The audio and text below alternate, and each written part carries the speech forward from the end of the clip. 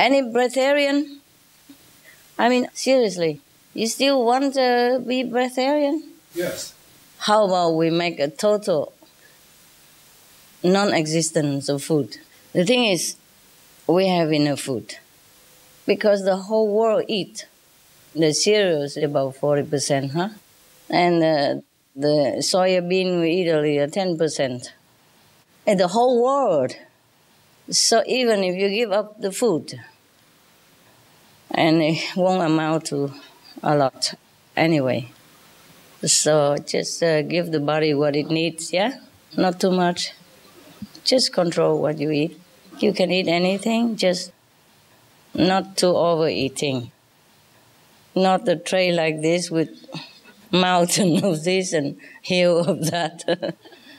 No, if you eat them all, it's okay. If you eat them, then it's good. I just don't want you to waste food. The cost of living has gone up also. Yeah, it's true. It's gone up more than we realize. And the world people are still hungry. Not like the food don't have enough because they feed it to the hungry people and then so there were not enough, but it's not true like that. It's true that they feed, a million here and a couple of 100,000 there, but it's not permanent. The best is that if we don't raise any more livestock, then they have food, just keep it for themselves to eat. So they don't have to sell it to the meat industry. That would be the best. Some of the diseases related to meat consumption and/or production: swine flu, Ebola reston virus. Cured meats and fish increase leukemia risk in children. Antibiotic-resistant superbug infections from a strain of Staphylococcus aureus. Blue tongue disease, E. coli, salmonella, bird flu, mad cow disease or Creutzfeldt-Jakob disease, 90% of the population at risk. Pig's disease or PMWS, listeriosis, shellfish poisoning, preeclampsia, Campylobacter, Clostridium difficile, diseases hidden in healthy appearing livestock. Some of the costs of meat eating. Infertility. Eating just one serving of meat per day increases the risk of women's infertility by 32%, with additional meat consumption increasing the risk. Heart disease. Over 17 million lives lost globally each year. Cost of cardiovascular disease is at least $1 trillion a year. Cancer. Colon rectal cancer. Over 1 million new colon cancer patients diagnosed each year, more than 600,000 colon cancer-related mortalities annually. In the United States alone, colon cancer treatment costs about $6.5 billion. Millions of people are newly diagnosed with other meat-related cancers every year. Diabetes.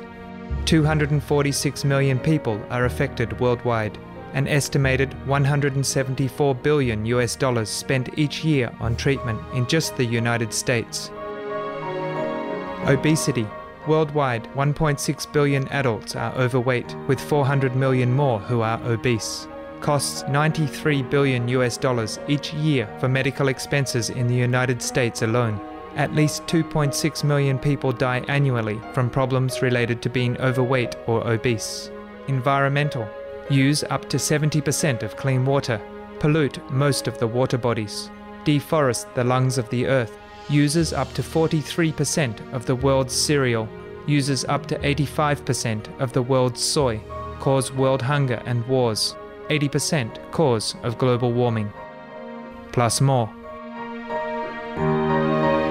Some of the costs of milk consumption. Bacterial microbes, pesticides and enzymes found in cheese derived from the inner stomach linings of other animals. Up to 80% of the calories in cheese are from pure fat. Breast, prostate and testicular cancer from hormones present in milk. Listeria and Crohn's disease. Hormones and saturated fat leads to osteoporosis, obesity, diabetes and heart disease. Linked to higher incidences of multiple sclerosis. Classified as a major allergen. Lactose intolerance. Plus more. For more urgent information, please visit www.suprememastertv.com/killers.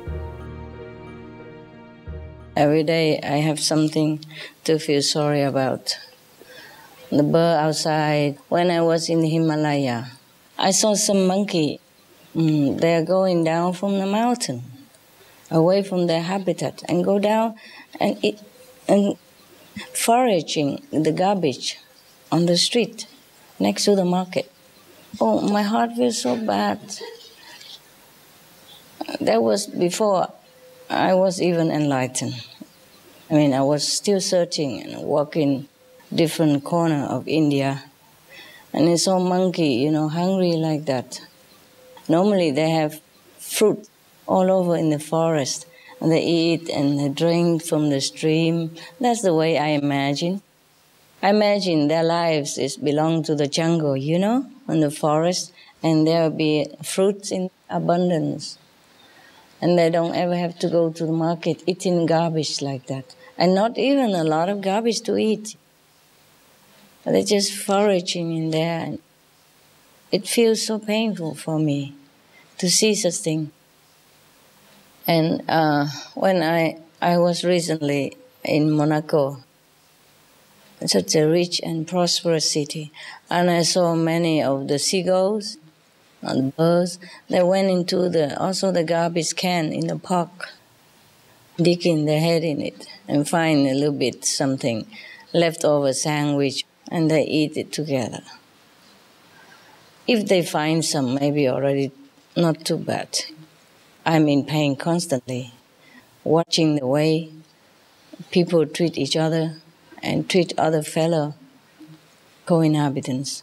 When I was in Florida to take my staff out, because they like to eat some French fry. But I saw the man, very old, and he walked bending his back. And then he was also foraging the garbage, and he took out, quarter of a cup of cola, and I began to drink it. And he kept looking for leftover sandwich or something. Oh, I feel so bad. I could not even cry. I'm just too shocked and too grievous. So I took him in the restaurant and then invite him whatever he wants. And after that, I gave him also like $400 or $500. And then we left. And it's not like a very expensive restaurant that nobody could afford to invite the old poor man a meal. It costs maybe $10, $5 the most. So if I can, I invite them in myself and buy it, order it for him or her. Otherwise, they kick him out. Even then, they kick her out too, and I intervene. I said, she has money. She's a customer. You have to serve her. And then so they did serve her, but reluctantly, And then after that, I took her tray and said, we eat outside. We don't want to sit in here. The same restaurant, just eat outside in the garden, And she was eating like she has never seen food for a long time.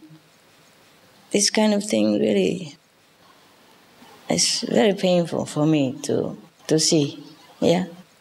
And the monkeys and the birds and all kind of animals, they're hungry also. Human hungry, animals hungry because the karmic pattern of this world is not favorable. You understand me? It breeds this kind of situation like that. Because it's not Eden. It's not like everybody taking care of everybody else in time of need. I'm sure that man must have been working all his life, or at least some of his life, but the situation there doesn't allow him, and then he lost his house. Sometimes if you lost your job, then you lost your house also, because you can't afford to pay every month. You can be late maybe 1 month perhaps, I don't know how long they let you be late. But you're late more than that. They just take your house away and take all the possession in your house as well. And there's nothing you can do about it. Is that true? So anyway, sometimes it's like that. If he's fired for some reason or he's sick too long or something, and he lost everything, then he became homeless, and it could happen to anybody. And in some places, The government do have some kind of homeless shelter, right? For the minimum things, yeah. But not every place have that, and it's mostly full, right? So it's not like easy to get in, and you can't stay long. You got to get a job quick. But mostly if you don't have the house, then you don't have a job. You don't have an address, you know? You can't write out no address and homeless, they won't let you. Because they will send application to you, they will send all kind of things to you, whether you're okay to work, etc., etc. And if you don't have a house, then you don't have a job. And if you don't have a job, then you don't talk about the house. So it's like a devil's circle, you know. So I'm telling you, on one hand, sometimes we're together, we're happy and all that, and I forget about it. But at night, when I'm all alone and I'm thinking of all this situation, think of all the cold and hungry animals and human beings, and I feel really, really so sad, so sad. The way, you know, we treat each other and the way we treat our co-inhabitants is truly not ideal. Not if we want to truly have a happiness on this planet. Not if we really want to have a peaceful world in which we will enjoy. So I sometimes don't understand humans' mentality and how they think and how it works. The social system, the policy of the planet as a whole, you know. Every country is a little different, but some countries are better than others. But still you can find even the richest countries still have this kind of problem, that people have no home, nowhere to go. Families scattered and broken because nowhere to go. And children go hungry, cannot go to school because no home, etc., etc. It's just very, very painful sometimes to watch, yeah. I do what I can, but it's never enough, because this is a system that we have, yeah, in this world. It's not just one or two cases, it's the whole system. I just hope one day, if everyone return to their greatness, yeah, think about how great they want to represent themselves on this planet, then maybe we will have a better society. It's not just like sharing the food only. It's just sharing everything. Technology, help the people to help themselves. And if we are not eating meat, then the world will become better already, yes. That means the society as a whole has become more compassionate. Then the system will be different. We change, yeah? The mentality will change. And the policy of the planet will change.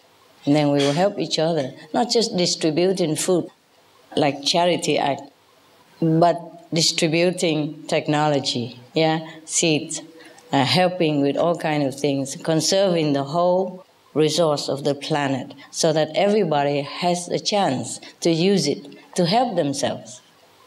I think everybody would love to serve themselves, not want to just take the hand out, you know, in a refugee camp somewhere, dirty, chaotic, no water, no food, and just waiting for a hand out every day. That is not the way everyone would want to live his or her life, yeah? It's not the dignity.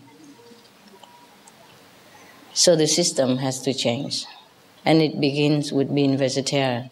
Begins with vegetarian, because people, if they want to save the planet, if they want to save the animal, then the compassion comes out. And then when the compassion envelops the whole planet, then the energy will change completely.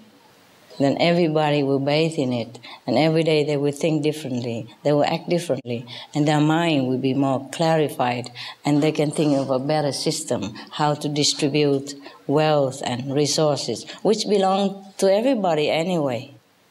Either you stay in Africa, you're born in Ethiopia, you're born in England, it's the same. We have not brought any resource with us the day we are born.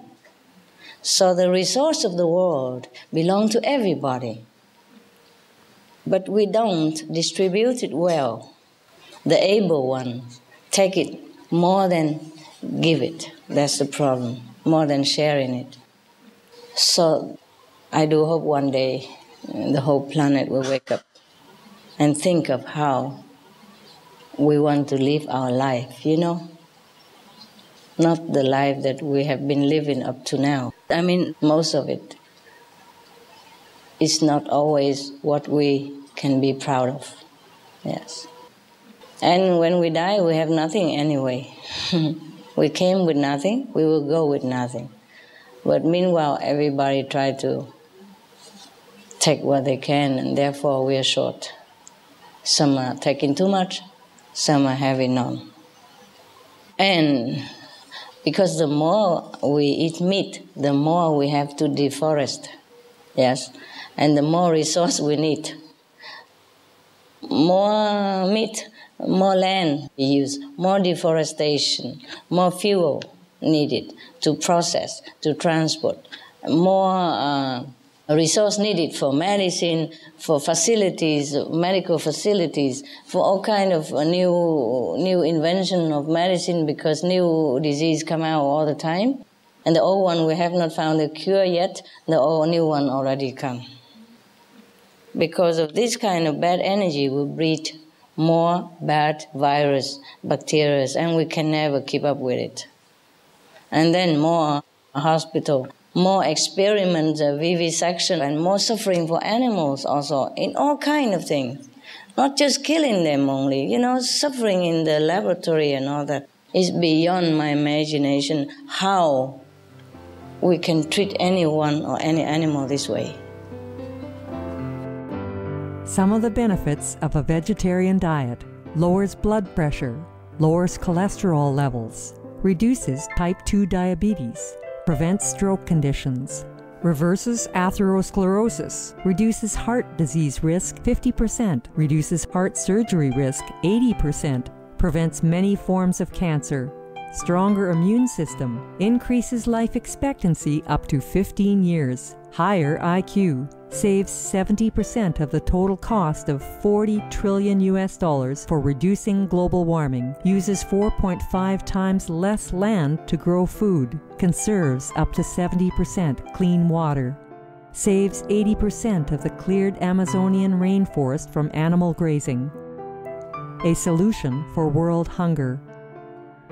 Free up 3.4 billion hectares of land, free up 760 million tons of grain every year, half the world's grain supply, consumes 1/3 fossil fuels of those used for meat production, reduces pollution from untreated animal waste, maintains cleaner air, saves 4.5 tons of emissions per U.S. household per year, stop 80% of global warming. Plus more. Save your life. Be veg. Go green. So even if you are not breatharian or anything, you can try now and again to go without food for a while and see how it goes. Sometimes if you can go as far as like 2 weeks or something, you feel good. But don't go too far, okay? I don't advise. You go as far as your body can bear. And don't get yourself sick, because everybody's faith and determination and mind power is different, okay? So you don't test yourself too far, okay? When I tried it myself, the first time, I did not do it on purpose, but I normally eat only once a day. That was a long time ago. And then the first time I tried it, I didn't even prepare in advance, you know? I just quit. Some weeks, and I feel so good. I did not feel any desire for food or nothing. I feel so light, like I was flying on the cloud all the time. And just because everybody was looking and asking all the time, and I feel like sticking out like a sore thumb. So I went back to the food, and it wasn't very pleasing to me. And I feel like I have descended from the cloud.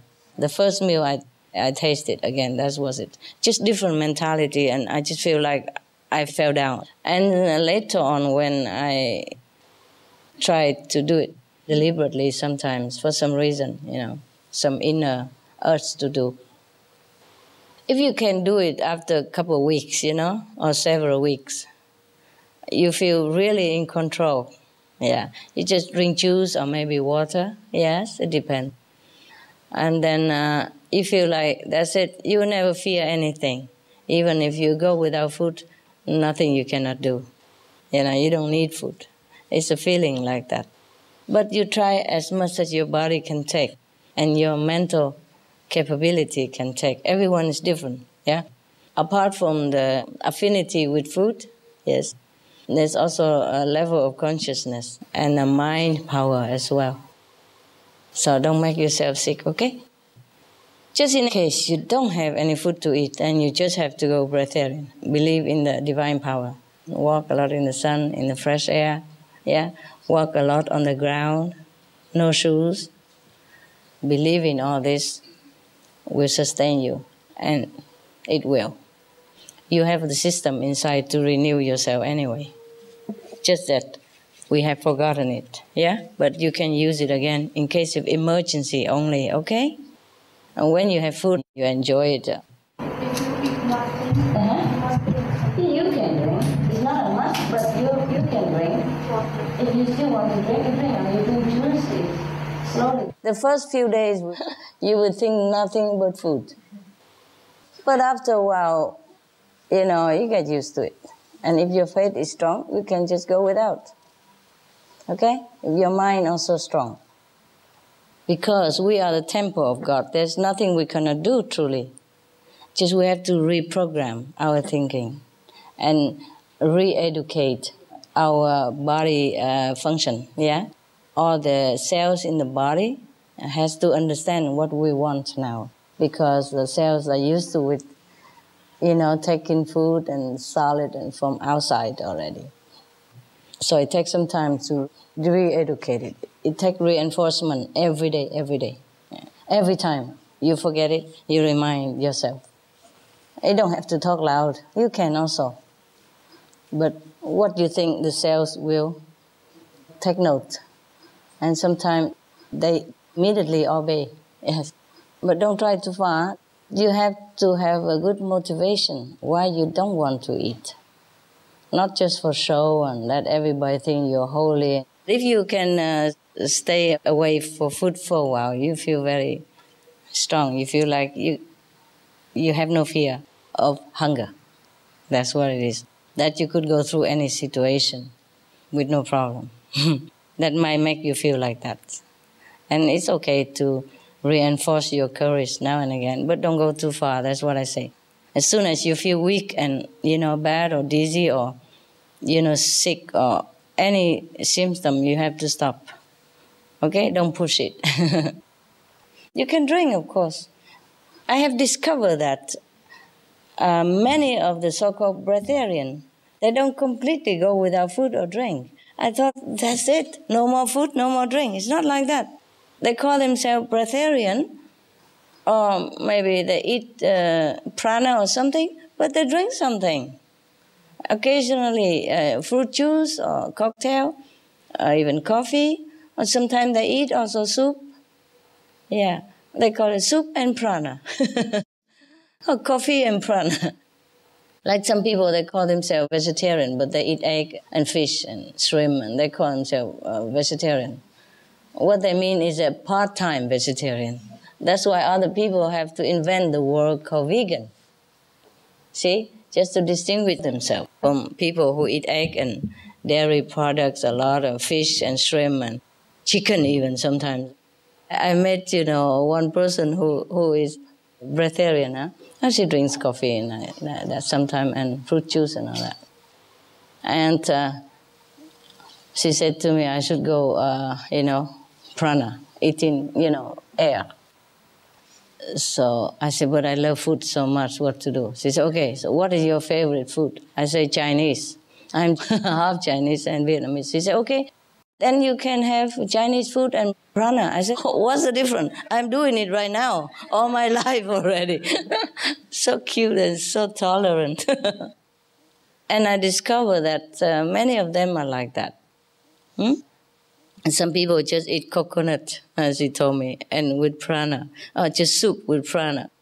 And the French people, they can say, oh, I'm a prana person with French baguette and pâté and whatnot. Huh? So it's not all that serious. So only a few people are truly pranic people, like they don't eat anything at all. They don't even drink. They live on solar system or on air or on the chi from the ground or from the forest and from the sun and from the air. They make use of all that. Or they live on love, on faith alone. And some people like Teresa Neumann, yes, she lives on the love of Jesus. And there was another woman I read in a book, somewhere in Russia or something. She also really a pranic person. She lives on love alone. And no cheating, no coffee, no drink, no eating anything, no soup, no liquid, no juice cocktail, fruit juice mix and that. And some people in Himalaya, they really live on air alone. Yes, and some people live breatharian, but they drink liquid, or water, or some kind of herbal tea, Sometimes because their body needs, sometimes because they're too bored to eat nothing every day. Without food, you can't meditate. With too much food, you also cannot meditate. That's the problem. But you're doing good. Hi, Master. I did try to go without food for 2 weeks, actually. Mm-hmm. Yeah. But not like totally without food, just with some fruit. But then I feel, like you said, really light. But when I say without food, I mean really without food. No fruits, nothing. Because I didn't want to go too fast. You do what you want. Yeah, you do what you feel good, okay? So I just think we be natural and it's fine, yeah? Just be natural. Do whatever you like, okay? If you can do without food, do without food. If you cannot, then do with food. If you can eat less, okay? Yes. If you can eat more, stop it.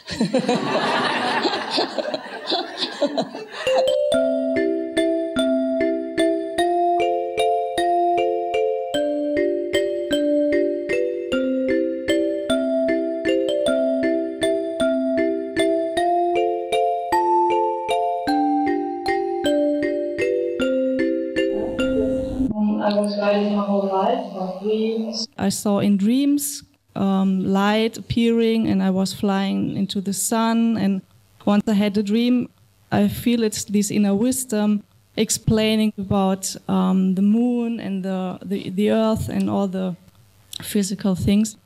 And 4 years ago, I prayed for healing work, and it came into my life. And when you now appeared in my life, I was falling in a deep struggle because I was reading your books. We should not do this healing work. And I know that this kind of hands-on healing, I stopped this, but I was going into a deep struggle with this new work, because for me it's a new work on the planet. It's called the reconnection. And I was connecting people with new alignments. They are called axial-tonal alignment.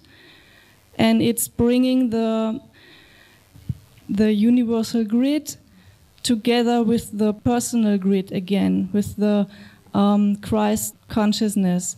And when I stopped this work, because I read your books, people call me to do and to go on with this work. And I feel it from my inner wisdom, from my inner heart, that it's okay to go on with this work. And because I feel that people who get this reconnective healing and this reconnection, they are changing. They don't smoke and they don't take drugs.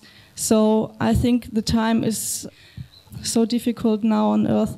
So maybe that many things are coming together from the old wisdom and maybe from the planets. So I decided to go on with this work. What kind of work are you doing? I mean, what kind of people you're connecting, and how do you do that? I'm standing in a position from 30 centimeters, and I'm signing lines about on the body. Are they vegetarian, or have they become vegetarian because of that? No, this is the second work I'm doing. I'm explaining a lot about raw food because I eat vegan raw food. I saw on TV, I saw you together with Dr. Gabriel Cousins, this famous medical doctor. He has a center in Arizona. And I read his book many years ago, and I was going very alone this way. And now I'm eating almost raw food, and I'm doing workshops about the raw food eating. I'm asking about the people you're dealing with. Have they turned to be vegetarian or vegan or raw? That means no meat diet. Have they turned? Have they become different in that way? Have you helped them to become animalless eater?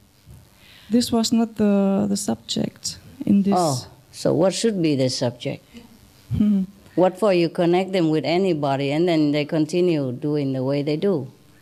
I hope that I connect them with their inner wisdom, and it's going somehow that they feel that they are not on the right way. So after the work, mostly I have no contact with the people. It's like setting them on the right way and then letting them go. So I'm not looking if they change their food. This is my second job I'm doing with workshops, and I'm not always bringing together these two subjects. But I know that it's very important. But I feel that they are connected with their inner heart again. I'm working many years about the vegan raw food things, and every time when I give the people too hard rules, they will break them.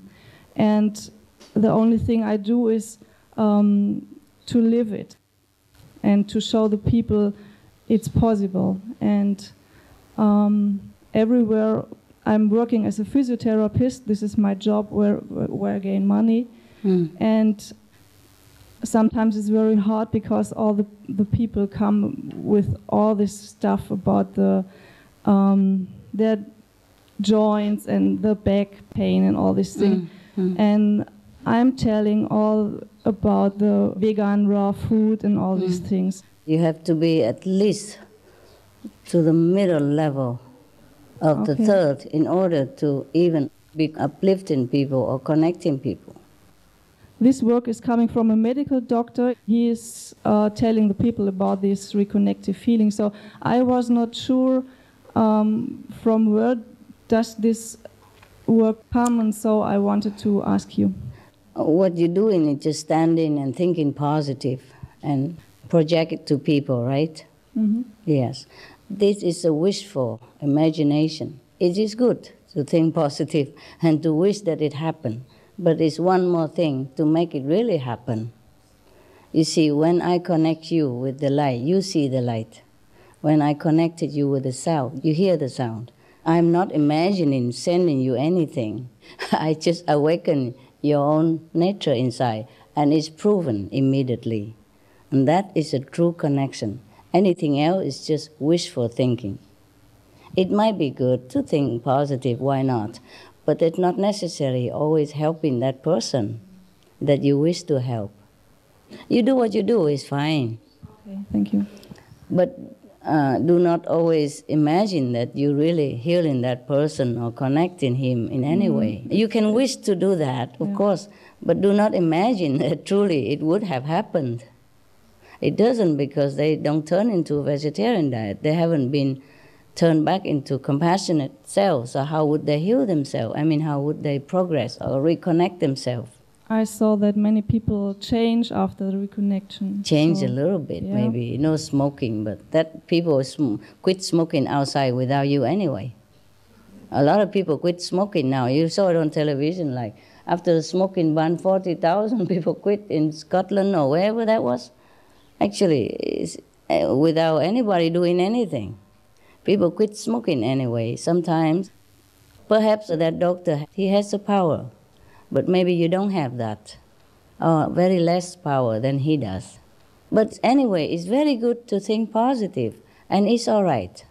Just do not feel too much like it is a reality and feeding your ego with it and harming your spiritual progress. So, and what can I do to rise my level? You just do your job as a doctor. Okay. Physiotherapy, you do whatever helps people. If it helps, it's fine. Okay, But thank you. not by imagining that people will be connected, then they will be connected. The result speaks for itself. Normally, it's like that. Thank All you. right, love. So it's okay. You do what you do. All right? Yes. Pray to the God grace so that you don't come down with them. Of course, it's difficult to distinguish between the true and the less true. Huh? And so, of course, you're trying to help the way you think is helping. But it's not truly helping. But nevertheless, it's doing no harm. It might be harmful to you because you believe that you have that capability and no, you don't. So it will be deducted from your spiritual merit. And that was all there is. It's not like I forbid anything at all. It's just whatever I say to the people, it's happened, it's proven. Like I say, you have the light and the music within you.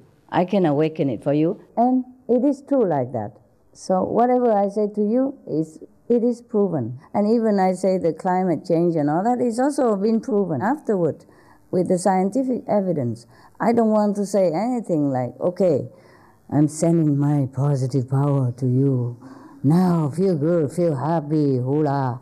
Nothing like that, you know. I do things truthfully. So whatever we have, we say we have. That's, I think, the safest way. Whatever we don't have, we say we don't have. I have how much money, I spend how much. I don't try to use my positive thinking. Imagine I have $1 billion in the bank. So anyway, it's just my way of saying that we should do what we are really capable. And knowing that is capable. If we don't know it, then we don't do it. And not by believing only, or not by hearsaying, or not by imagination. We have many different paths of practice. Yes, and the Kuan Yin method practitioners will heal himself or herself and heal other people anyway, automatically. Depends on how high level you practice, without even laying hand on anybody, without even looking at him, without even knowing that person. Sometimes you just pass by a person, you give him some healing power already. So this is the best healing, the way Jesus did. He healed and without knowing. He said, your faith had healed you. He never said that I rise the dead, I cure the blind. There are other people who said it because it was true. It happened by his spiritual power, but he never proclaimed it. And many people say they were healed after practicing Kuan Yin method or by meeting me, but I myself have never proclaimed it because it just happened. I knew it would happen. It's from universal power, and it's good for them. But I don't proclaim anything as a healer or anything per se. So the thing is, if people practice Kuan Yin method, that's the best for them. They become their self-doctor. Even many, you see, the cancer is there, and the next day it's not there, and the doctor doesn't know what to do. Already in the operation table, and cannot find the cancer anymore. Overnight or over a week, it disappears. And so the person has to get out of the table and go home. Yeah, it happened like that. It's because they turn into their compassionate nature self, their self-healing nature. This is the best healing for everybody. So if you try to practice more on Kuan Yin method, you'll be an automatic healer. But if you prefer to continue your way, it's okay too. If it's by your good heart you want to do that, I will not forbid or anything, never. You are free. You are free spirit, free soul. You do what you want. You do what you feel is right. Yeah, but sometimes we have to pay for what we do, if it's not correct, or if it's too much from our earning. Like we want to give 10,000, but we have only 5 in the bank. Then we have to borrow 5,000 more to give, due to our good heart. That's okay too. Why not? You do what you feel is right. But the thing is, we as Kuan Yin practitioner heal people in any case, by our own spiritual merit. The higher level we are, the more healing power we have. Yeah, good luck with your job. Be loving and good to your patient, and that is okay. You're very loving and kind to your patient, and it's good. Yeah, I wish you good, and I wish your patient well as well. But the fact is they haven't changed too much, apart from maybe stop smoking. They should stop meat eating as well. That will do them the world of good. You emphasize on that, okay? I watched that friends of mine, they are working also with this reconnected healing. They did the course by this medical doctor. And the first time they made this course with him, they had much power, and healing happened. Like what kind of power? A friend of mine, she was at home, and a patient was in the hospital, in the intensive hospital, and the daughter called that my friend should give her a distant healing, and she was sitting in her chair, and after 2 distant healings, the man said he can hear always the words in his head, stand up and go home, you're healed. Mm-hmm. And this man didn't have contact with spiritual things before, and the wire he had in his stomach after the operation, it was going out of his stomach, and the medical doctor can't explain this. I don't mean this. I don't mean they don't have power. Yes, but there are 2, 3 kinds of power. How long can you heal this person? For example, you heal him today, if he doesn't change his way of life, he gets sick again, and double, treble, because the interest rate. What you don't pay the bank today, you pay tomorrow. And the longer you prolong your payment, the more interest you will pay. The only healing power, lasting and real, is come from ourselves, by being compassionate and true and noble. That's the only lasting healing power, not the borrowed one. So, for example, one of you gets sick or something like that. She don't need to tell me nothing. I don't need to sit on the chair and do healing section or nothing. It's just automatic. Yes, okay? That's one thing. I don't even need to know about it. From where does this healing energy come then? I want to understand this from the stories I told you. They came from astral power. Okay. I have told you at the time of initiation, when you reach astral level, you have many magical power. You could even manifest things, give it to people. You could disappear, you could go through war and all that. If you're at it very intensively, you have all kind of magical power you can imagine. But this is not the goal of our practice. The goal is to reach ourselves again, to have a complete power that we have, not just astral power, not just second level power, but the complete power, that we are that. Healing power is just one aspect of our being. And if we concentrate on that alone, then we don't go a little further than that. The last thing to understand it completely, when people come and wants to have this reconnection, and I know that it's not the I that it's giving, can this harm me, or can this somehow hinder me to follow my path, to go on the next level? It's very difficult to understand that it's not I, the one who do it.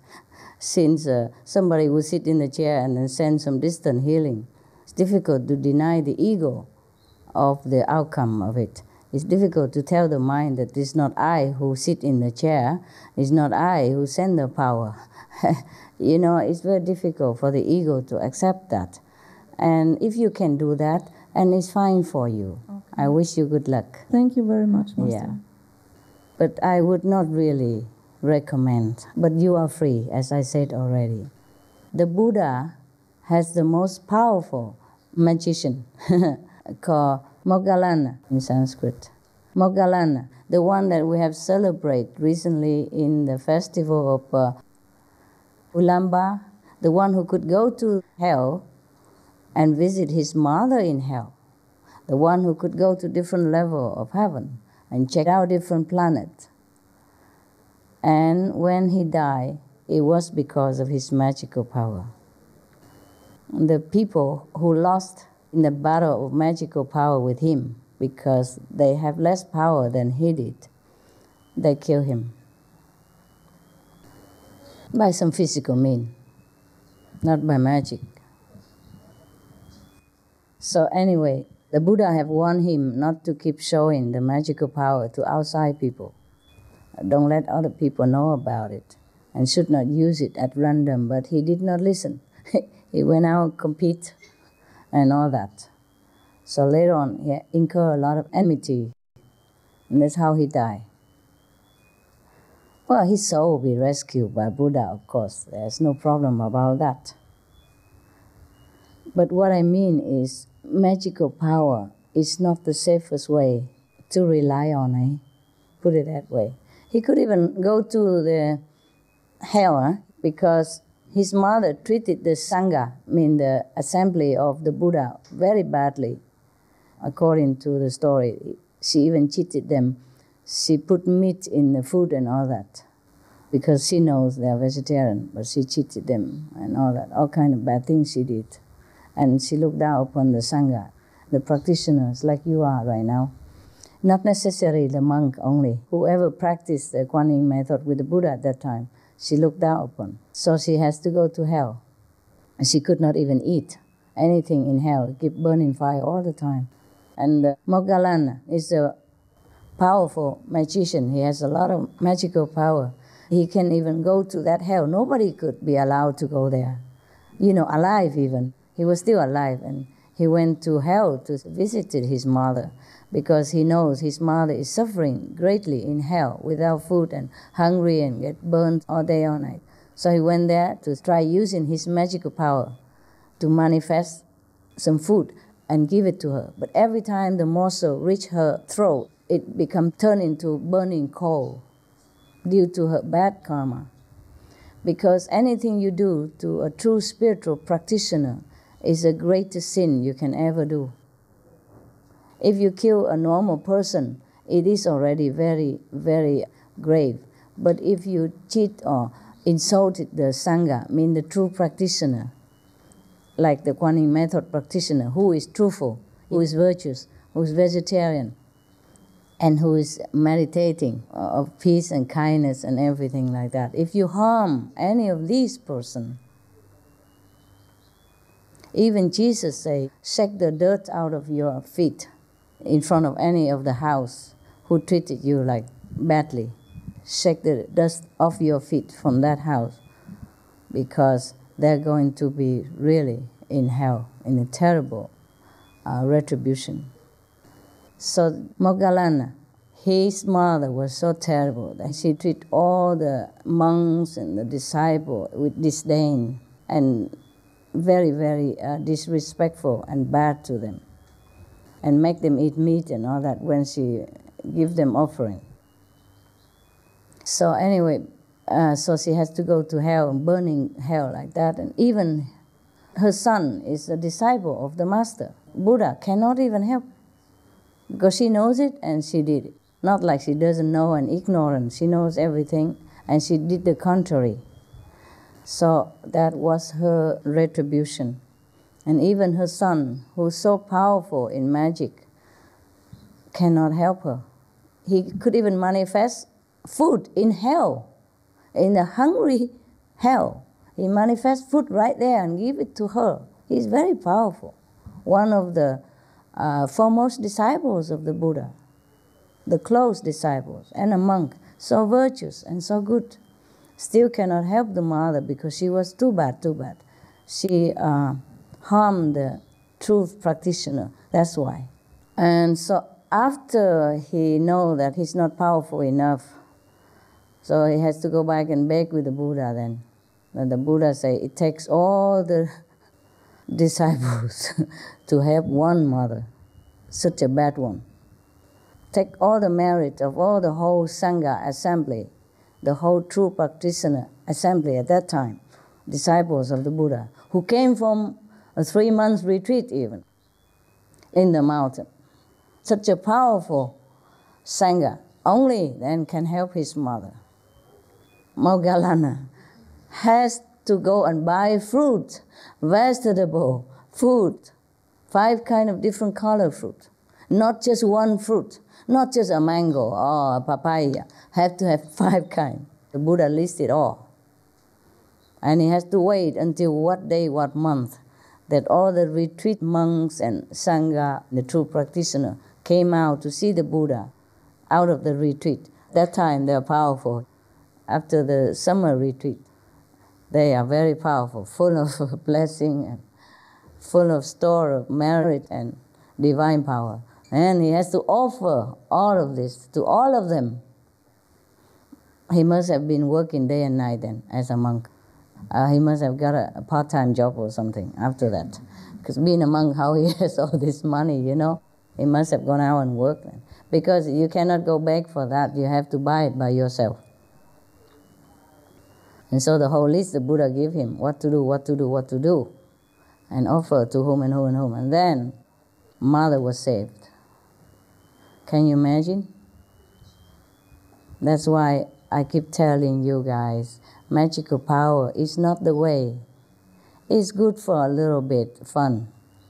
And it's maybe postpone some sickness or misery, postponing, delaying. But you cannot bribe the Lord of Karma. It has to be from inside. You have to be good. Then you can be healed forever, now and hereafter. Are you happy with my answer? But conclusion, you do what you want, what your heart feels good. But I'm just telling you the information. Except you don't eat meat, you don't drink alcohol, you don't smoke, you don't drug. And you meditate. Everything else you do at your cost. Can you say story? When you were saying that when you have the power and then you don't want to know you have that power. So I read, it's a really beautiful story. I only read a bit. I don't know much about him, but he was saying that he didn't want to know. So always his shadow was healing and doing the miracles. I thought it was so beautiful. When I read it, I said, oh, that's so nice. An interesting thing is sometimes I have migraine, and then when I'm doing the sound, it's totally gone. But then, unfortunately, when it ends, and then the migraine comes back. Sometimes. You continue for a while. I'm not asking, it's nothing to heal, you know what I mean? Automatic. It's interesting, maybe one day will be different. And then it'll be gone forever. Keep doing, and then one day it'll be gone for good. It won't even come back. Bear a little bad karma that you have right now. Okay. And do as much quanning as you can. Of course, proportionally, the sound and the light. Do as long as you can. Okay. And then with the time, it'll be gone. Well, thank God it's only some time you have migraine, not all the time. Yes, I don't have all the time. It was only very interesting how such a painful pain can go. Just by doing the sound meditation. Yeah. And then sometimes you would not do it because you were in pain and you said, oh, you know, I can't sit down and do it. But it's the opposite. It's the opposite. Just try to do it and then the result will come immediately. I told you many times. I don't tell lie to you. I tell only the truth. Not just migraine, but that is the most revealing. It's most obvious to you. You can see right away. Yeah. Anything else you don't see very well. You know, like sometimes you have hidden cancer you don't know yet. And it's also gone before the doctor even know it. Before you even know it. It heals so many things in your body, not just to talk about spirit. But you don't know it because you don't know. Yes. Not just a migraine. It's just a migraine. It's so obvious that you know immediately. That's See? true. Yes. Can I ask another? Sure, of course. It's about the wisdom that we are talking before, the wisdom, and practicing the Kuan Yin. You develop your wisdom. Sometimes you get a bit of a message or something. Yeah. And then it's so quick, and then it's gone. And then you lose it. And then later on, you will realize that you were in touch with that before. But maybe, I don't know, not ready, able to get it and to use it. You got it. Just your brain didn't get it. Your mind didn't get it. But once you get it, you won't lose it. How you expect the brain or the mind to store all these wonderful things that's out of this world for you. Okay. Once you get it, you get it. You just want to hold on to it in the brain. It doesn't work that way. What you get, you get. It's good. It will be adding until you're completely enlightened. Okay? Yeah. But you already progress as much as our brain can capiche. That's the thing. Everything else is just belonging to the higher sphere, and it's difficult for us to calculate here. That's why sometimes you feel like you're still not yet that intelligent the way you want. But you are. Don't worry. What I'm dealing with is just your ego. Not you, but I mean everybody sometimes. I have to cut it as much as I can.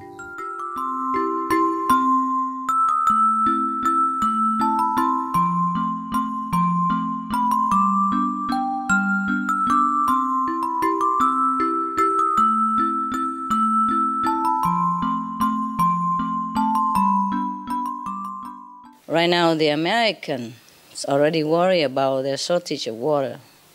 The glacier has melted a lot more than usually, so only a little bit left on the top of some mountain in the western of United States of America. And the river has become drier, and they predict that in a few more years only, couple more years, the water might not be even enough for 23 million people who depends on that water to survive. Can you imagine? It's not happening in Africa. It's not happening in some dry desert country. It's happening even in the United States already, and in Australia and all that. We all know, right? It's just getting worse and worse now, and I don't know how to do. If I could just go out and beg everybody on the street, just please stop eating meat and stop raising stocks and stop using the resource of the earth, stop wasting water, I would do that. Okay, but the critical mass may be coming soon, and it might work by itself. And we can celebrate one day that we saved the planet. If people repent in their heart, and react quick enough, turn to vegetarian diet with the grace from heaven, with the interference from the positive power, we might be able to save 80% of the population of the planet. Otherwise, it would be 80% of the population, minimum, would be gone. Instead, it would be 80% saved. Okay, I have read some nice story. I'm going to read it to you. You like? Bedtime story, candies, biscuits, this is your element. Like come home to grandma, you know? I always have candies and cake. The forbidden stuff that mama say no, in grandma's house, always okay. This is one of the poems of Rumi again. He always used stories to enlighten his disciples or the people of his time. Don't look at me, he said. Fall into the safety of God. I am already drowned. Do I have a beard? I can't remember, I said. Wow. He can't even remember even if you have a beard or not. Rescue this man from his mustache, curling so proudly, while inside he tears his hair. I mean, inside his heart. Outside his mustache is cute and curl around, but inside he tears his hair. I mean, he's in trouble. Married to God, but pretending not. The mystic, they have a way to talk like this. Let's read further, see if we can enlighten ourselves.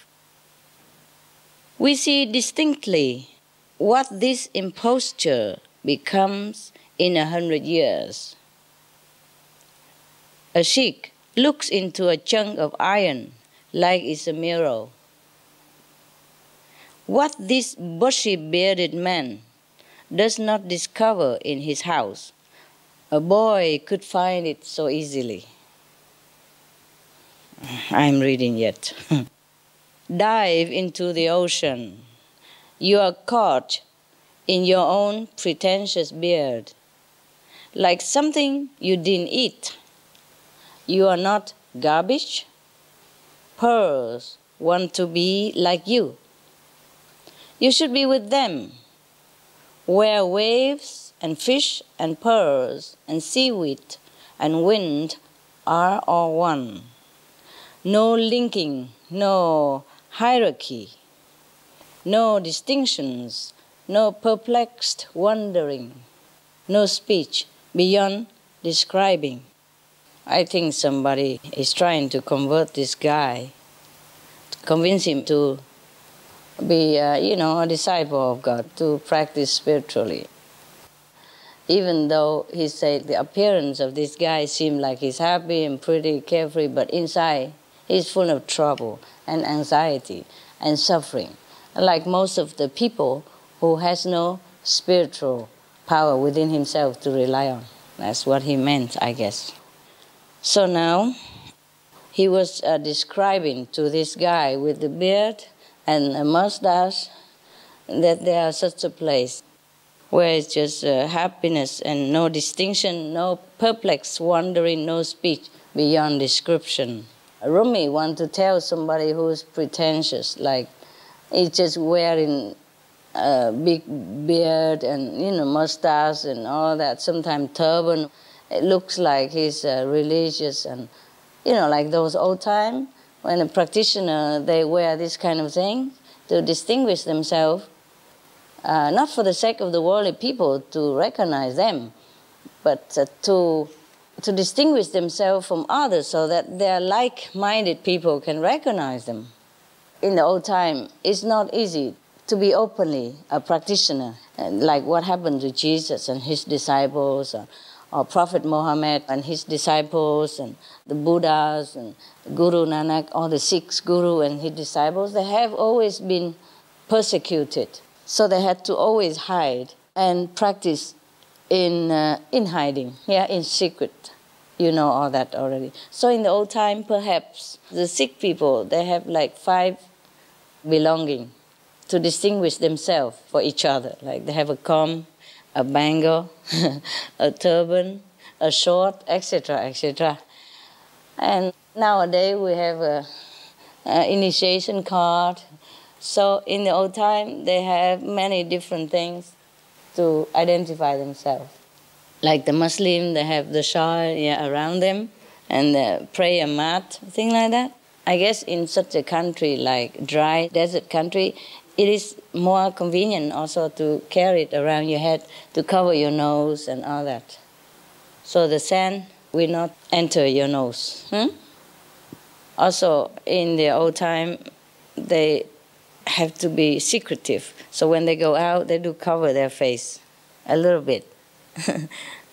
So people don't recognize who they are when they walk on the street of the group meditation.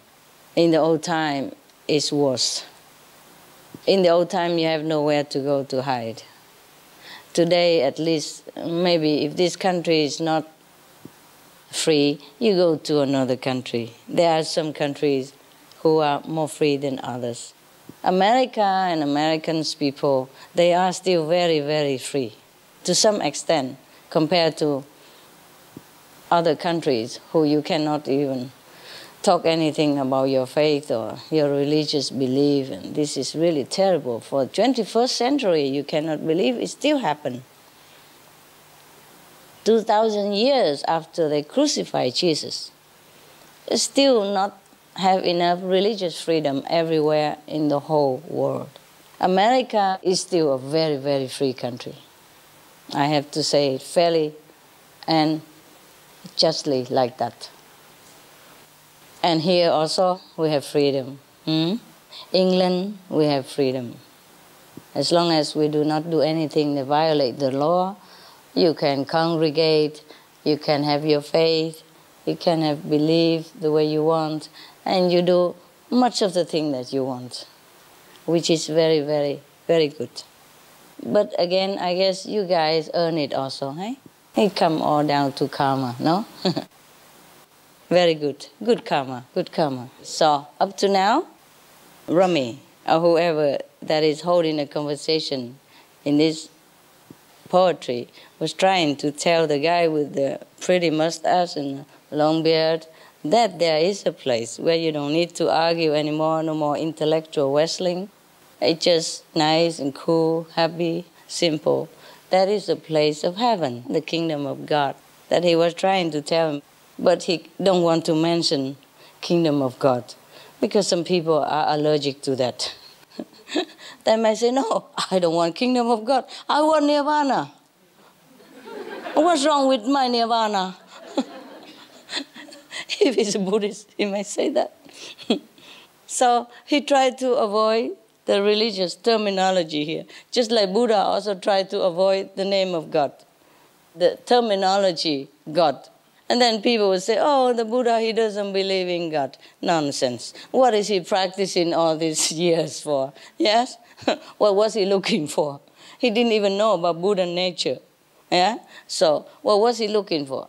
The belief that there is something larger than life out there, up here. Everyone who practice a spiritual path believe there is a creator. There's a great almighty somewhere. Now, this guy was trying to reason with him in a poetic way, in a very casual way, tried to avoid mention religion and God. Up to now, probably this guy keeps listening. Yeah, at least if he doesn't mention religious terminology, then he's still listening. So we don't see here that he's answering him or arguing back and forth, nothing. And then he continued. Either stay here and talk, or go there and be silent. Go where and be silent? Yes, go to that place where there's no more intellectual wrestling, where everything is quiet, no wandering, no speech, beyond description. That's the place that he wants this guy to go. He say, okay, either you just stay here, all the theory and the doctrines and all the, description about past master experiences when you have nothing at all. It's like you're talking about apple and you never saw it, you never eat it, you never taste it, you never know what it's like. So he say, okay, either you stay here and blah, blah, or go there and be silent. Oh, he's talking like this, we understand, but the poor guy with the beard, I don't know how much longer he can bear him. So let's see. He keeps listening now. At least he's not arguing. So, or do both by turns. We see some tolerance, flexibility. Of course we do both, no? We don't always talk about theory. We don't always explain in the doctrine or telling jokes and stuff. We also meditate. And we get in touch with the divine within ourselves. So he say, or do both. Thank you very much. Can we? Sure. Do both by turns, he said. Yeah, so sometimes we talk about the Bible and Noah and all this, but we don't always do that. Yes? And of course, if I tell you sit here 24 hours non-stop, no eating, no drinking, no talking, no listening to all the expounding of the scripture, then you also cannot bear, right? So we do it by turn. That's correct also. Wonderful. With those who see double, talk double talk. Make noise, beat a drum, think of metaphors. With friends, say only mystery. Near roses, sing. He means to the people who only talk theory and preaching empty words, then you just ha-ha with them, talk double with them, and do whatever they do. Fine, you'll be friends with them. so that we don't have conflicts in the world. But with friends, talk only mystery. You know what that means? Yes. Between us, sometimes we talk about things that other people might not understand. Something for disciples only. You should blend in with people, talk their talk, work their work, but stay true to yourself, and whenever you between the friends, then you talk differently. You talk mystery only. I mean, talk about God only, about the incredible, mysterious power that everybody possesses, but they don't know about it yet. So he say, only with friends can you talk about these things. I mean, the initiated, same-minded people, the practitioner. But with outside people, you make noise like they do. You beat the drum, you sing, you do whatever. He say, near roses, sing. Roses mean woman. Okay, if you see woman, you also praise it, just like everybody else. Integrate, so that you can protect the treasure that you have found within yourself. Because if you act differently, they might make you trouble. Now he continued teaching him how to live in this world as a spiritual practitioner, but appear as anybody else. He said, with deceptive people, cover the jar and shield it, but be calm with those in duality. Speak sweetly and reasonably. Patience polishes and purifies. With the people who are not honest, like the non-practitioner in this period of time, they are deceptive. They are not truthful. They're not honest. And they might be even dangerous to them. As you know well, during the time of Prophet Muhammad, they have to hide and they have to run, they have to defend themselves and risking their lives and everything. So he said, with deceptive people, cover the jar and shield it. What kind of jar that you have to cover and shield? Your spiritual knowledge, your treasure within. Don't show it to people. Even nowadays, I still tell you, don't go out and boast about your spiritual vision. Yes? You never know who is who, so keep quiet, yeah? Also, this is a gift of heaven. Mostly gift from heaven, we should treasure it and keep it within ourselves. That's why Jesus said, pray in the closet. Keep quiet. Everything that you have been given is not from this world. You cannot show it here, except to the one that understands, to the one who is ready for such a gift, just like you. That's why he said you have to cover the jar, shield it even. Not just cover it, but hide it, protect it. So treasure, more than diamonds. So he said, for the people who are still in duality, the people who are still in a quagmire of ignorance, of the duality, the yin and the yang, they are still in it. Be calm, be patient with them. He said patience polishes and purifies. So if you're patient with these people who are still trapped in duality nature of the creation, of the Maya existence, you be calm. Be patient with them. And then it will polish and purify them at the end. And it will gradually bring them to where you want them to be. So that is just the advice for a newcomer, new initiate of his time. For this, I'm sure Rumi must have had some disciples. He must have been a master. Not just a poet, not just a mystic poet, but he was a master. He was teaching disciples. Because this is the thing that a master would say to a disciple. This is the thing that people would say, like Kuan Yin method practitioners say to each other. The old one tell the new one, yeah? Or the teacher tell the newcomer.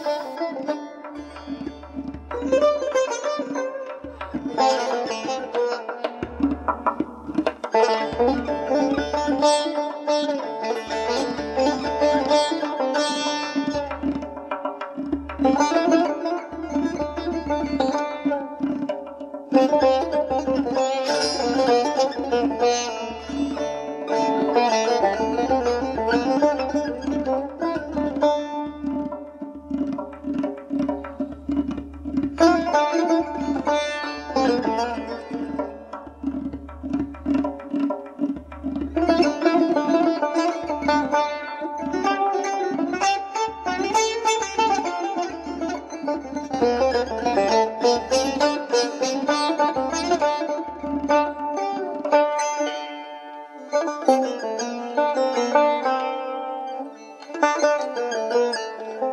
were talking about Guru Amadas, who was already 72 years of age when he met his master. And his master is who else but his own brother next door. All this time, waited until he's 72 years old, doesn't even know where the God-man lives. Because most people take things for granted. In India, I knew one of the master. He never let any disciple stay longer than 6 months. So anyway, this is the typical things of the mind. Whatever Astunia cannot see very well, and whatever is easy, we think is not valuable. Suppose some stone would be as rare as diamond, then we'll be paying for it more than diamond. And I heard that they collected diamonds, a lot of them, but they hide them first. So it's not in abundance. Because if it is in abundance, maybe people will want it cheaper. Then how come Guru Angad, even though he's his brother, but why do you think he gave him initiation at the age of 72? Because most of the time, 60, 65 is the maximum. Tell me, anybody knows? Why so old can still get initiation? Huh? Oh, the wise Buddha sitting there?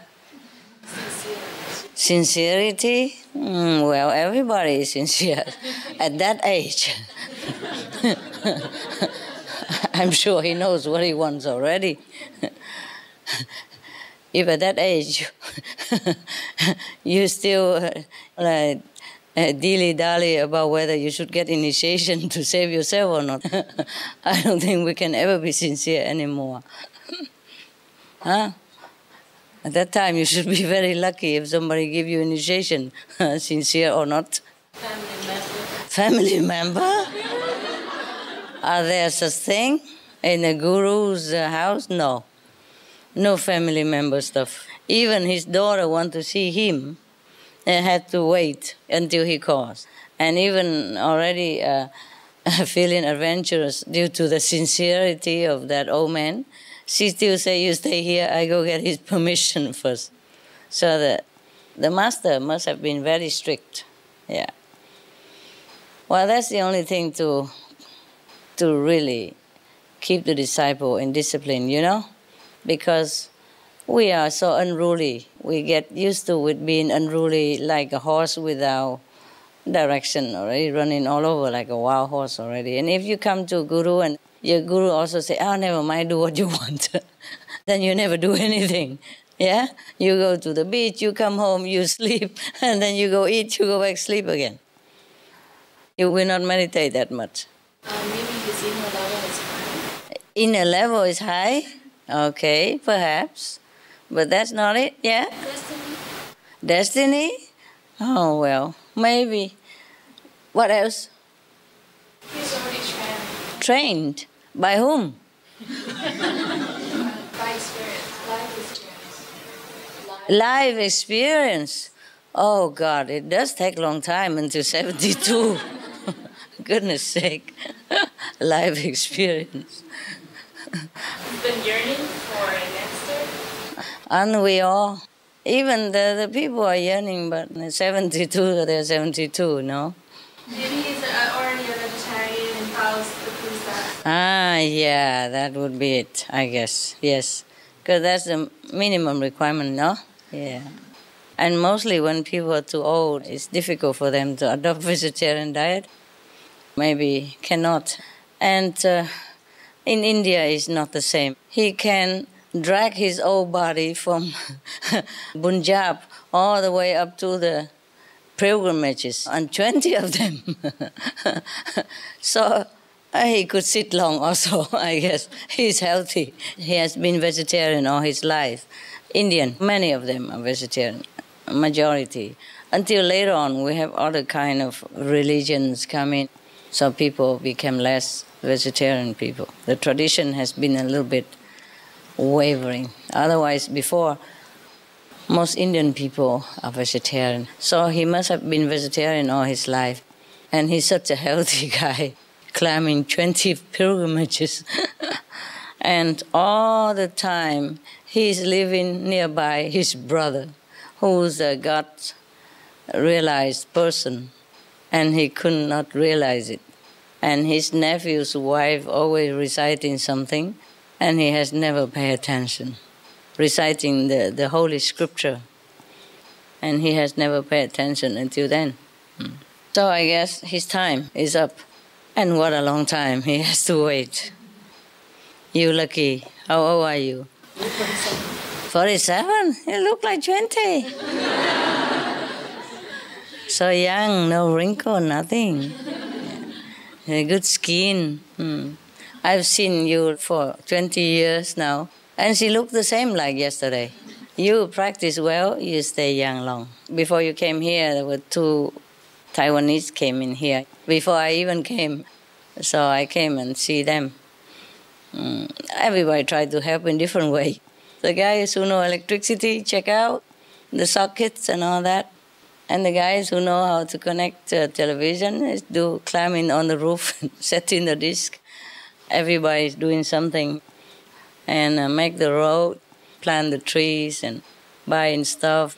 Everybody helps, so it gone quickly. Now, these 2 gentlemen, one of them, of course I know them long time already, almost since the beginning in Taiwan mission. So we were talking, joking, like who is young around here. And then we were running to do something. And then he began to breathe a little bit harder. I say, what's up, young boy? He say, I'm 74 already. Of course, I must know that, but I forgot. I forgot how time flies. And I knew him like almost 20 years or something. At that time, he's only 50-something. And now he's 74. I can't believe it. He doesn't look 74 at all. Of course, he's a little bit more developed over here, like most of the old men. But I couldn't believe he's 74 already. He looked just like before. I can't believe it, that he's 74. Still look very healthy, good skin, pinky, and do a lot of stuff. And some of the Vietnamese in L.A., when I met them again, last time, they say they're 70-something. I say, what? Really? Because she doesn't look like that. It's impossible to tell. So I say, my God, what the secret? And she said, I meditate very well, Master. She said, very diligently. This story, it's about a girl who fell into the house of prostitution. Just to let people know that no matter where you are, if you are a saint, you are a saint. And that we should not judge a saint for where they are or what they appear to do. Sometimes they appear to be like this, like that, or appear to do this, to do that. But in their soul, they are clean like the lotus in the mud. There was a great renowned saint, a lady saint. Her name is Rabia. She was very beautiful when she was a young girl. And because of her beauty, she was at one time abducted by thieves who sold her to the owner of a house of prostitution. where she was expected to do as every other woman living in that same house. On the first night in her new surrounding, a man was brought to her room, and she immediately entered into conversation with him. She said, "Ah, it is good to see such a nice young man. Please make yourself comfortable in that chair while I pray a little. If you like, you may also pray with me." Go in the prostitute house. Pray with me. You think the man still have any mood after that? She doesn't know what to do. The young man was surprised. Of course, he didn't expect such an attitude from such a place like that. So he was very surprised. But he knelt down on the floor beside Rabia, and both of them prayed for some time. This is India. And no matter who you are in India, if you are an Indian, you're brought up from childhood already to know something about God, about prayers, no matter what religions. In India, up to date, most religions, they live side by side together and has no problem. The reason they have any problem maybe not always due to themselves, but due to some outside influences. Some people want to make a profit from some turbulence for whatever their convenience or whatever their interest.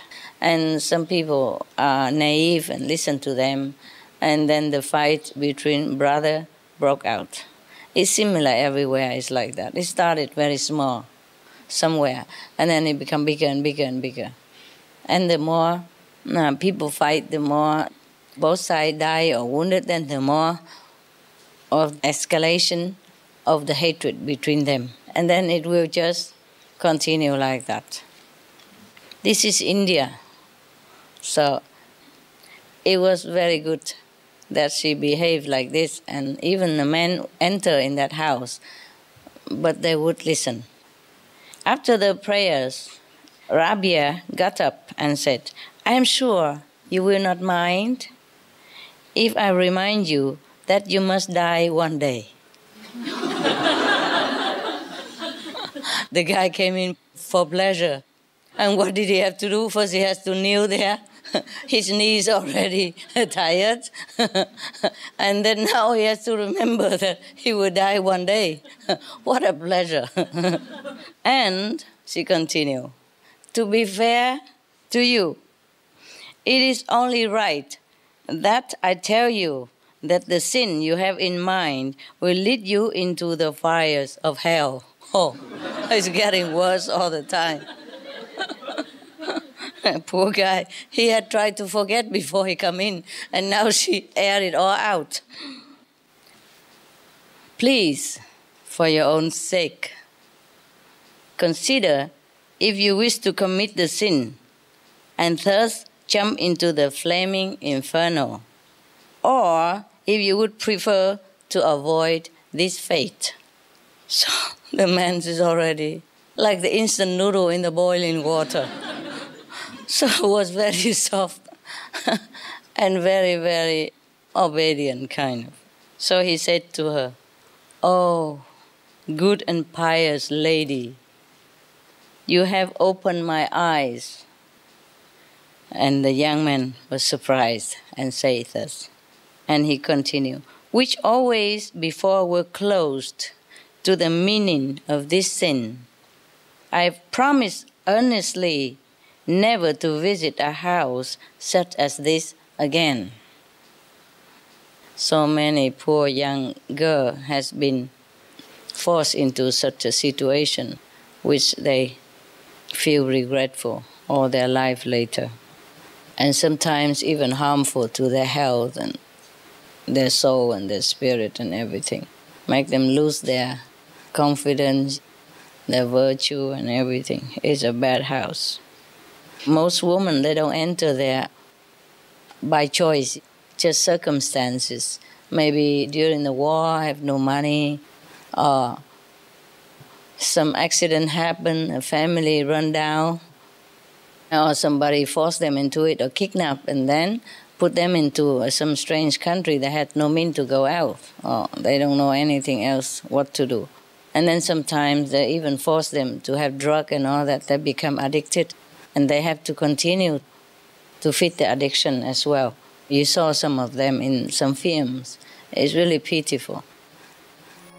Some of the tragic tolls of addictive drug abuse. Over 200,000 deaths each year. Costs of $181 billion each year in the United States. $33 billion in the UK. Lifetime cost of current drug addiction amounts to $575 billion in the UK.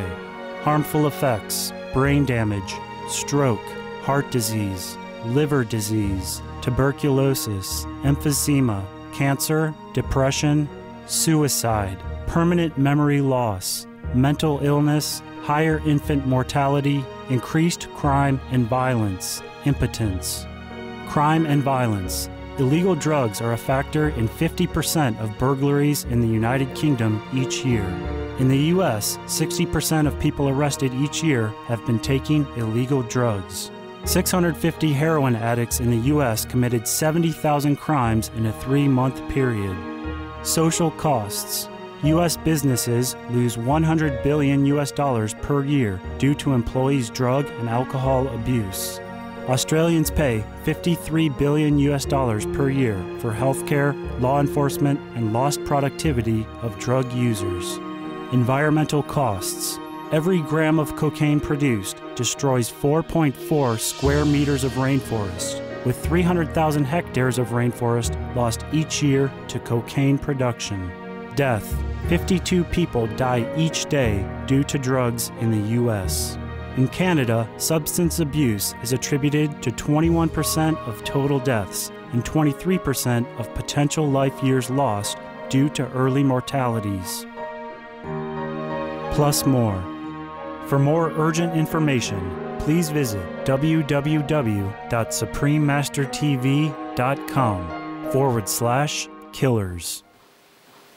So please, if you see such a girl in such situation, do not make her feel worse by looking down upon her or saying things that are hurtful to her.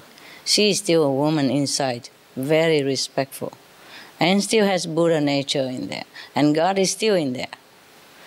And so you heard the story that Jesus has forgiven one prostitute.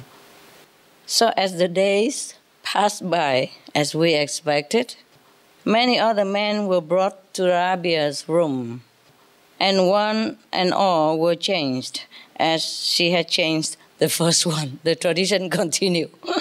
She changed one man after another. So it was only natural that the ruffian who owned the house soon began to notice and wonder, how is it that whoever visits this girl once never returns?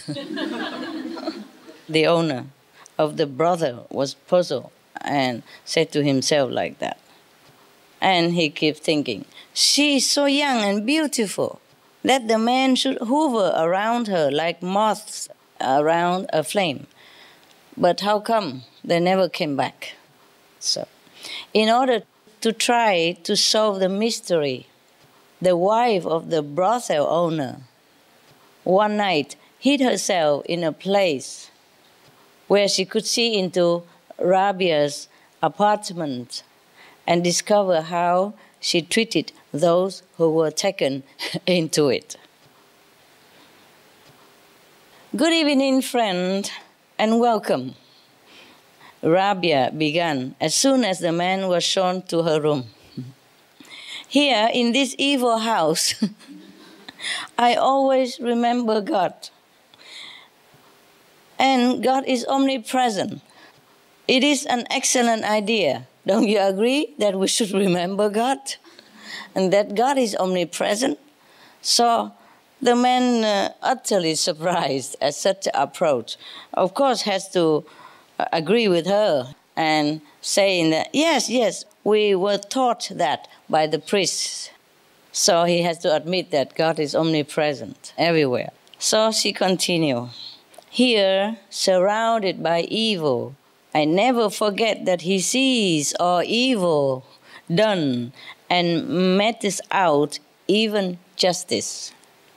Oh, how many who enter this house for a moment of so-called pleasure go through indescribable agony and suffering in God's hell because of it.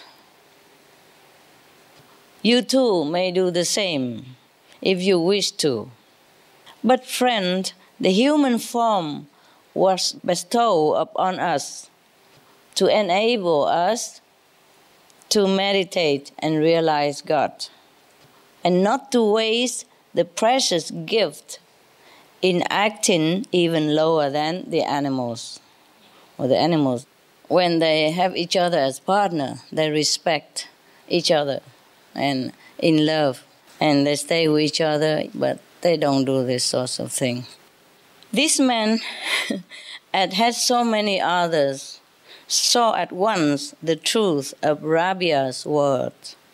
Realizing for the first time the enormity of the sin that he had in his mind, he fell prostrate at Rabia's feet and, weeping bitterly, begged for her forgiveness. Should do. A woman's body is also a temple of God. One should not trade it for anything, least of all the money. Selling, buying like an object. That is not the way we should treat each other. That's not the way of a gentleman. It's not the way of a human at all. This is really below animal standard. And she's right, yes. Rabia's words were so sincere and persuasive, indeed, that even the hardened brother's owner's wife came out of her hiding and began to weep for the many sins she had committed. Now, we must know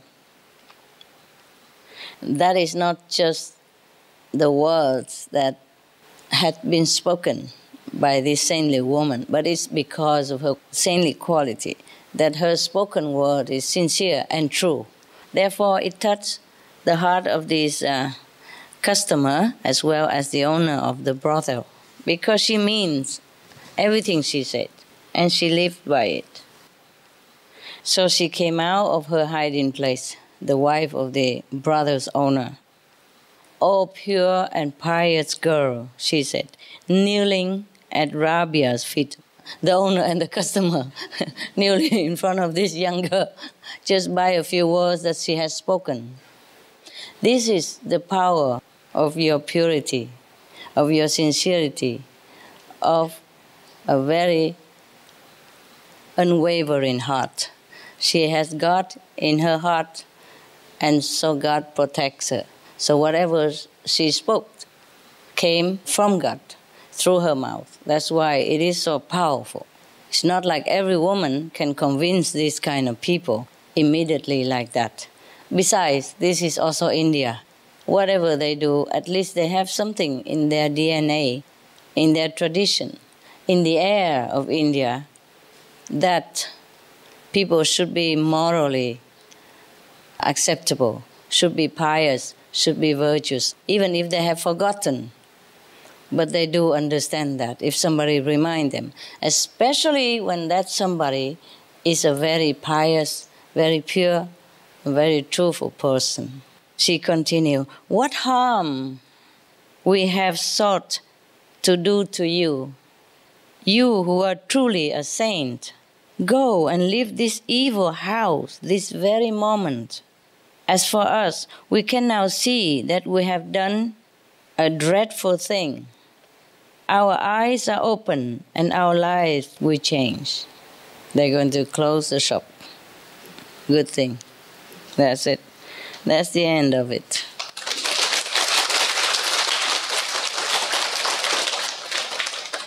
Beautiful story.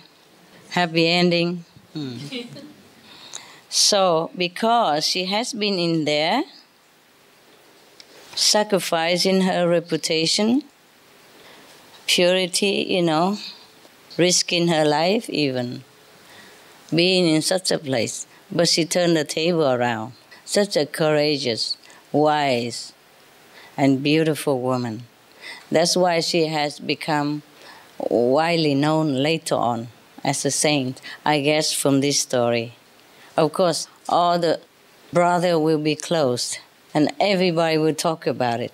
And all the men who she had converted came home and tell every other man, and every other man also tell every other man, and then they keep talking. And then she became very famous and revered throughout India after she quit this job. And of course the brother will be closed. As it were, the owner would have given her something, or maybe offer all the things that they have to her, or turn that into an ashram, who knows? Yes.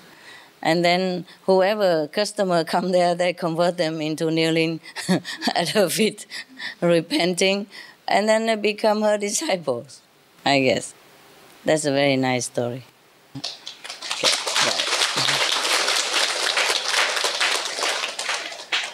so it doesn't matter where we are. It doesn't matter what job we do or what situation we are in. God is always inside. And if we turn into that God self, then we will get out of situation. But our sincerity, of course, counts. Have to be sincere. Have to be true to what we are and what we want. India is full of miracle story. I like it very much. Maybe every other country have also, but not to such extent, not so extraordinary like this. Some of it are very extraordinary. Like the saint, 72 years old, go and look for a master, and who it is but his brother. And then later became one of the master of one of the, biggest religion on the planet. The thing is, the people who believe in religious doctrine should remember all these gurus and all this story. That is, go seek a guru. Even their guru, seek guru. So we have to do the same, not just worship in a book or listening to the ex-guru of the guru story, but have to seek the truth ourselves, seek the guru within us. First, find the outside living guru, and then we will have our own guru inside. We will find our self. Our self is our master. Very nice. I like it very much. My dogs are also funny. Sometimes when I'm not too busy, I let them sleep with me in my room. They all crawl up, boom, boom, boom, boom, boom, on the staircase, and lay there anywhere, no matter what. They don't care about their bed anymore. They lay on the floor or whatever. Then I have to go around collecting sleeping bag or bed so that they're not too hard on the floor. Otherwise, they don't care. They just go up and settle down. But if I move out of the room, and they immediately are alert. So sometimes I have to put music so they don't hear my stepping out of the room. But they still do. It's just that they're more calm. They love the music, especially classical and soft music. They love it. And then they just sleep. Or if they leave television on, they sleep very quick and quiet. It's like music, soothing. So when I'm watching TV, sometimes they come and put their nose under my arm, and I have to pet them. And then jump on lap and all that. Such a big dog like this and become a lap dog, can you imagine? If it's a poodle or a little Maltese, they call them lap dogs, because they can lay on your lap. They're small. But this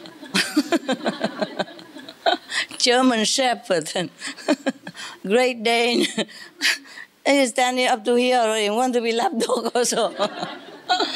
They copy each other, If they cannot lay the whole body on top of my lap, then at least the head or something. It's just nudging me, so I have to pet them and put their nose under here.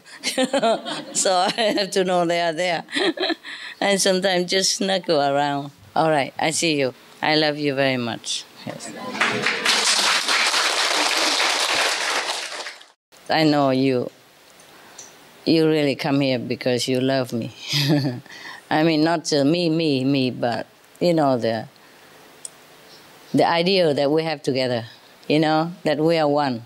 That's why you want to be around me, because like missing a part of the body. But never mind, we're always together. And we all know that, but we still would like to see each other. It's funny people, we are. We always say, oh, we are one, no problem, you know. Love is in the heart, but it's not the same when love is all over also, not just in the heart, right? When you see each other, it's different. That's why you stay with your husband and not any other man, because you like him, or you like your wife, because you like that person. Even, you know, you want together, but physical presence is also nice. Thank you for your love every day.